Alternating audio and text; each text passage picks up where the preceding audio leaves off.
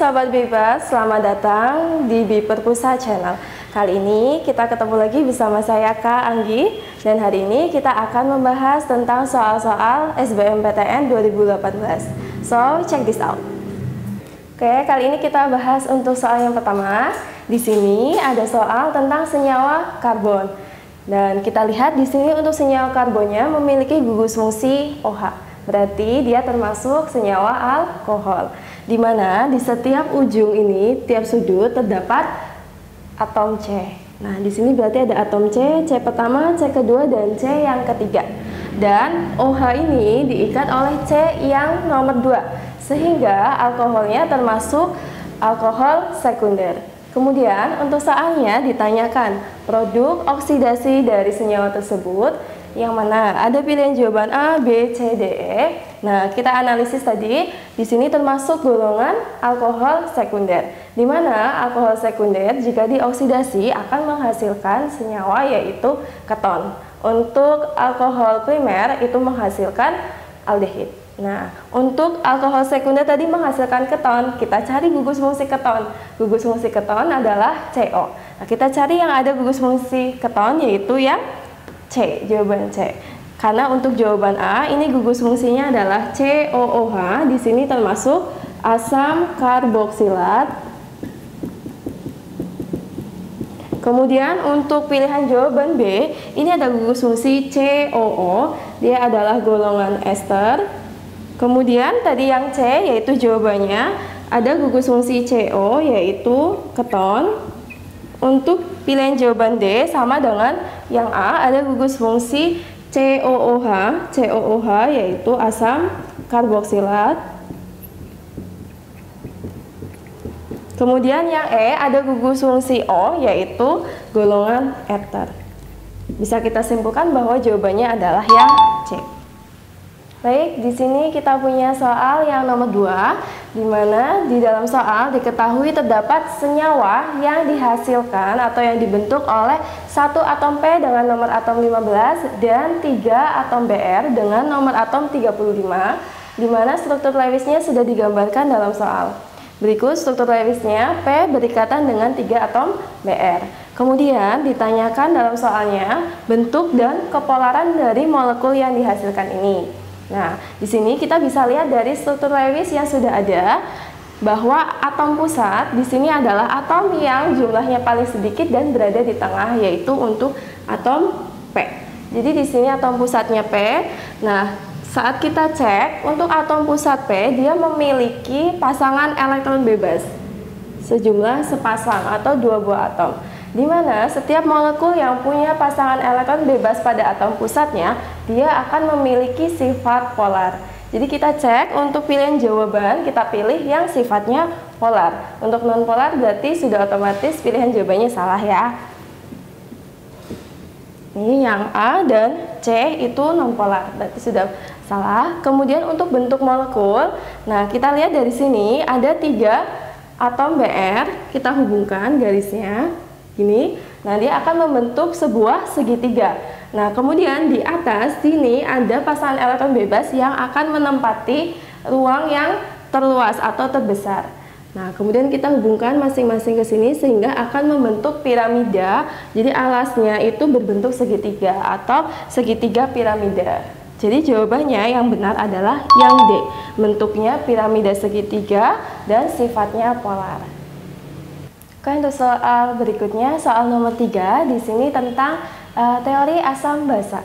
Di sini nanti kita disajikan ada 3 macam persamaan reaksi. Kemudian nanti kita menentukan mana yang merupakan pasangan asam basa konjugasi.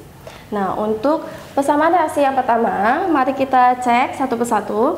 Ada reaksi CH3OH ditambah C2H3O2- dengan hasilnya HC2H3O2 plus CH3O-. Nah, di sini kita tahu bahwa untuk asam pada teori Bronsted-Lowry, asam basa konjugasi, asam adalah spesies yang melepaskan H+, sedangkan basa adalah yang menerima H+. Nah, kita cek untuk CH3OH, di sini CH3O, di sini ada mengikat satu H. Setelah bereaksi hasilnya adalah CH3O, berarti sudah tidak ada H-nya, sehingga dalam proses reaksi ini dia melepaskan H. Maka dia bertindak sebagai asam. Di sini kita tulis asam, kemudian hasilnya adalah basa konjugasi. Sedangkan untuk senyawa yang satunya yaitu C2H3O2-, di sini belum ada H, kemudian dia mengikat satu H. Nah, ini dituliskan di depan tidak masalah. Di sini terdapat penambahan satu H. Saat bereaksi mengikat H sehingga C2H3O2- dia bertindak sebagai basa, sedangkan hasilnya berarti sebagai asam konjugasi. Kemudian untuk persamaan reaksi yang kedua, ada HC2H3O2, hasilnya kita cari yang ada C2H3O-nya, yaitu C2H3O2-. Di sini C2H3O2 ternyata kehilangan H atau melepas H, sehingga dia bertindak sebagai asam dan hasilnya sebagai basa konjugasi. Kemudian untuk CO32- seperti tadi, setelah bereaksi ternyata dia mengikat satu H. Nah, karena dia mengikat, maka CO32- bertindak sebagai basa, sedangkan hasilnya sebagai asam konjugasi.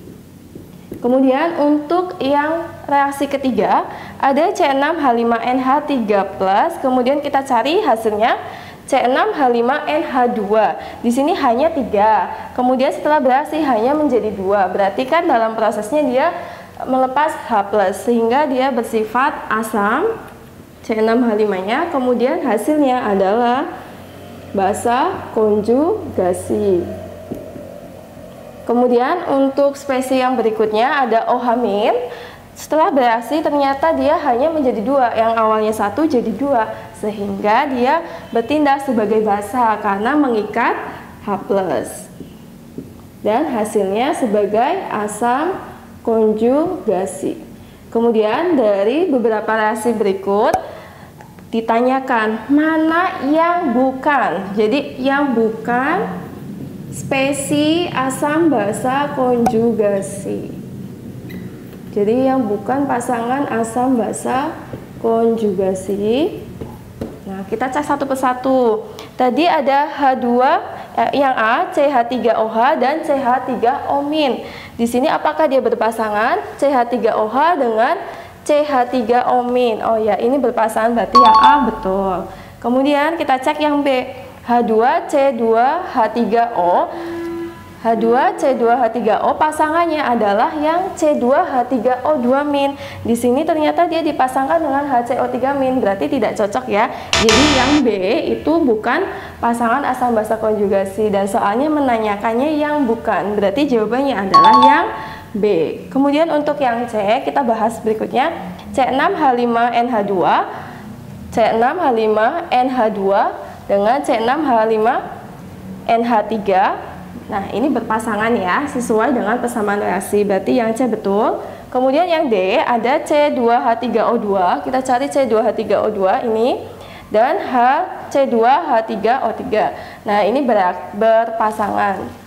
Kemudian yang E ada HCO3- dan CO3-. Nah, di sini ada HCO3-, kita cari ini CH3O- dengan CO3. Oh, yang ini maaf, yang HCO3- dengan CO3 ada di persamaan reaksi yang ketiga. Gitu. Oke, untuk soal nomor 4, sekarang kita akan beralih tentang soal stoikiometri ya. Di sini saya bacakan untuk soalnya, ada persentase massa atom karbon yang kita ketahui bahwa massa atom relatif karbon adalah 12 dan dia terdapat dalam aspirin dengan kadar 60%. Nah, maka nanti kita cari untuk jumlah atom dari karbon dalam 3,6 gram aspirin. Nah, untuk caranya ini kita ketahui dari data soal. Yang pertama ARC atau karbon, massa atom relatifnya 12, kemudian kadar karbon dalam aspirin 60%, dan bilangan Avogadro 6,0 kali 10 pangkat 23, kemudian massa aspirinnya 3,6 gram. Nah, untuk langkah yang pertama, kita cari dari massa C, massa karbon dalam aspirin. Nah, kita tentukan massa karbonnya dengan menghitung dari kadarnya, yaitu persen C dikali massa aspirinnya. Persen C-nya yaitu 60% dikali masanya 3,6. Sehingga 60/100 dikali 3,6. Nah, kemudian kita coret ya ini. Nah, 6 kali 3,6 kita hitung bersama ya. 6 kali 6 36, sini jadinya 216/10. Jadi hasilnya adalah 2,16 gram. Kemudian yang ditanya adalah bilangan jumlah atomnya. Nah, sebelum kita mencari jumlah atom, maka kita harus menghitung mol C terlebih dahulu. Untuk mol C itu gram dibagi dengan AR-nya. Gramnya 2,16 dibagi dengan AR-nya yaitu 12. Sehingga nanti bisa menghasilkan molnya. Kita hitung lagi ya, 216 dibagi 12. Nah, ini hasilnya. Maka hasilnya adalah 0,18 mol. Kemudian kita cari bilangan Avogadro-nya. Bilangan Avogadro-nya di situ sudah diketahui 6,0 kali 10 pangkat 23. Kemudian jumlah atom C, maka dari mol dikali bilangan Avogadro 6,0 kali 10 pangkat 23 atau 0,18 kali 6 kali 10 pangkat 23. Nah, kita hitung 18 kali 6. Ini hasilnya 8, 4, 10. Jadi 108 kali 10 pangkat 22. Atau bisa juga kita jadikan angka yang baku, jadinya 1,08 kali 10 pangkat, maaf ini 21 ya, jadinya 23. Jawabannya adalah yang A. Oke, sekarang kita bahas untuk soal yang kelima. Ya, di sini masih tentang stoikiometri, yaitu stoikiometri reaksi, di mana di soal kita diketahui ada Ni, logam Ni direaksikan dengan gas karbon monoksida menghasilkan gas NiCO 4 kali atau nikel tetra karbon monoksida. Nah, di sini diketahui datanya untuk ArNi sebanyak 59, massa Ni-nya 118, MlCO dan lain-lain seterusnya. Nah, dari data ini kita cari dulu molnya, karena untuk massa tidak bisa langsung dimasukkan ke persamaan reaksi. Jadi kita harus menentukan mol dari masing-masing zatnya. Pertama ada logam Ni, kita menghitung mol seperti biasa, yaitu massa dibagi dengan Ar ataupun Mr. Untuk gramnya, Ni massanya 118 dibagi Ar-nya 59, hasilnya sama dengan 2 mol. Kemudian untuk CO, gas karbon monoksidanya, massanya dibagi Mr yaitu 252, kita bagi dengan 28, hasilnya 9 mol. Kemudian dari data yang ada di soal kita masukkan ke dalam persamaan reaksi pada bagian baris yang mula-mula. Jadi awal, data awal. Di sini ada persamaan reaksi, jangan lupa pastikan dulu bahwa persamaan reaksinya sudah setara. Nah, di sini sudah setara ya. Jadi kita masukkan langsung datanya. Ni mula-mula sebanyak 2 mol, kemudian CO-nya sebanyak 9 mol. Nah, dari sini kita bisa ketahui bahwa jumlah zat mana yang lebih sedikit. Untuk 1 molekul Ni 2 mol, 4 molekul CO 9 mol, berarti setiap molekul CO-nya sekitar 2,25. Jadi yang lebih sedikit adalah Ni. Nah, sebagai reaksi yang lebih sedikit, maka kita akan menyamakan dengan Ni ya, yaitu yang bereaksi 2 mol. Kita habiskan untuk Ni, kemudian untuk CO kita gunakan perbandingan koefisiennya. Untuk setiap 1 molekul yang bereaksi 2 mol, jadi untuk 4 molekul maka yang bereaksi 2 kali 4 yaitu 8 mol. Sedangkan hasilnya yaitu NiCO 4 kali, di sini koefisiennya 1, maka hasilnya 2 dikali koefisiennya 1 berarti 2 mol. Kemudian pada bagian baris S atau sisa atau setimbang itu adalah hasil akhirnya, hasil pengulangannya. Untuk Ni habis bereaksi, Kemudian CO 9 dikurangi 8, 1 mol. Untuk bagian produk langsung kita turunkan 2 mol. Nah, di sini untuk reaksi yang habis kita sebut sebagai reaksi pembatas. Nah, yang ditanya adalah massa NiCO 4 kali. Sudah diketahui molnya, maka bisa dengan mudah kita mencari massanya. Di mana mencari massa, maka kita bisa turunkan dari rumus mol sama dengan massa dibagi mr, sehingga mencari massa adalah mol dikali mr. Mol dikalikan mr-nya, di mana molnya NiCO 4 kali adalah 2 dikali mr-nya diketahui di soal 171. 2 dikali 171 sehingga hasilnya 342 gram. Jawabannya yaitu yang pilihan jawaban C. Oke Sobat BIPA, sekian pembelajaran untuk soal-soal latihan SBMPTN atau UTBK dari kakak. Semoga dapat bermanfaat untuk kalian semua ya. Jangan lupa like, comment, and subscribe channel BIPER Pusat.